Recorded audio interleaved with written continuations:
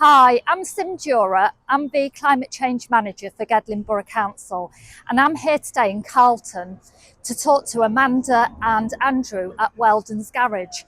And can I say, today in April, what a glorious sunny day it is. It's very unusual for the temperatures to be hitting 25 to 27 degrees today. But let's go and have a chat with Amanda and Andrew.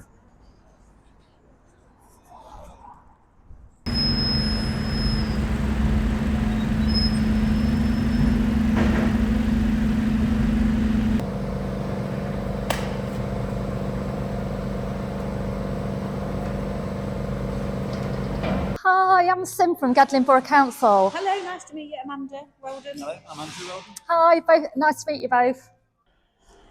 So Andrew, what inspired you to actually apply for the Gedling Sustainability Grant? So the industry's changing. It's all moving into electric. Yeah. I don't want to be left behind. I don't want to be a dinosaur. In terms of the process of applying for the grant, was that quite straightforward? So most of that was done by my wife. Okay. She likes to take some responsibility. So I said, there you go, off you go. You try and find some money. So she did, and she got on with the council, and they put us through to different parts of it, and she's filled in all the applications and managed to get some money. So this whole project could happen a lot quicker. New heaters, battery storage unit, so we can store the power throughout the day, use that in the place. We've had new lighting fitted to reduce the amount of electricity that we are using. And I was quite actually surprised the amount of lights that you require for a garage. Did you say 10? There's 10 in this part, yes. But you need to be able to see so you can work. Yeah, absolutely. That makes sense. Basically, we're going to replace this heater. This heater Okay.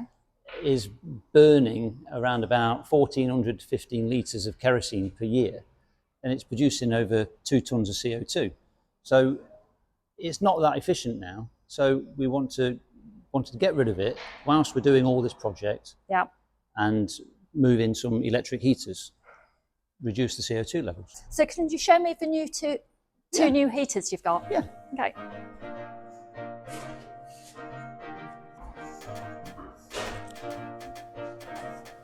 So in this new building, we've got these heaters now on the wall. Okay. So these are infrared heaters. So they don't glow red, they just heat you. Right. So they're not going to heat the entire building, they're just going to heat us. And what made you decide to go for infrared heaters? So I talked to the electrician and he says that these will be a better option for us. So we're not trying to heat the entire space, we're just heating close to it, we're just heating the people, and these are the best option for it. And you've also got some EV chargers as well, haven't you? Yep, had a new EV charger. Just over here? Yep. Okay. So is that a rapid charger or? It's not a rapid charger. It will charge your vehicle within an hour and a half. Okay. But it's not a rapid charger that you get at the service stations. So what's the benefit of you having an EV charger here? Well, now I can start working on electric vehicles. Right. One of the service regimes is to charge the vehicle, make sure everything's charging correctly and working right. I now need this to carry on doing my day-to-day work. So the idea was to rebuild this section of the garage which was falling down, and so we built it with a nice flat roof on it. Yeah. And it's perfectly facing south. So the energy audit says, why don't you fit solar panels? That makes sense. So we have 10 solar panels, and there's 3 batteries at the back of the garage, which is storing the power. And was it a relatively easy install of the solar panels? It was for me because I didn't do it. It's great. So, hi Amanda. Hi. So I spoke to Andrew, and Andrew said you were the person who did everything when it came down to the application process. So can you talk through how that all went? Yes, to be honest, we didn't have much knowledge about the grant process or that grants were even available. Andrew had his idea of the solar panels and what he wanted to do to help bring the business forward and give local people that option with electric vehicles and things like that. So I contacted the council and asked them, is there any help available? They put me in touch with East Midlands Chambers. And so I went along to Arnold and had an initial meeting with the service manager and for the business team, and that was really good. It kind of just fact finding. They provided a free energy audit, so somebody came out and did that for us. And then from that, it was clear that we could be possibly go down the state sustainability grant route and apply for that. And did you encounter any challenges on the way? A few. I think the positives were that we were given a business advisor, so actually they help you all the way through it with the application.